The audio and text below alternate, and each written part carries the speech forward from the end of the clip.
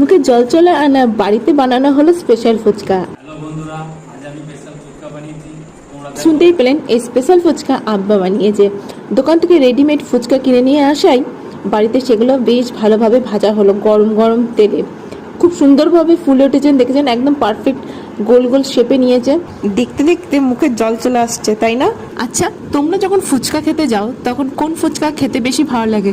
Special fuchka, দই ফুচকা না জল ফুচকা? ঘুগনি দেওয়া হয়ে যায়, তারপরে দিয়ে দিল বাড়িতে বানানো তেঁতুলের সস, তারপর দিয়ে দেওয়া হয় শসা, পেঁয়াজ কুচি, লঙ্কা আমরা অ্যাভয়েড করলাম, বাচ্চারা খাবে।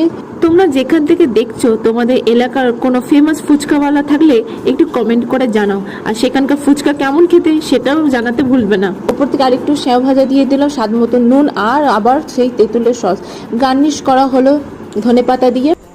বন্ধুরা, স্পেশাল ফুচকা কেমন হয়? মনে আছে স্পেশাল ফুচকা অর্ডার করার সময় আমরা বলি, কাকু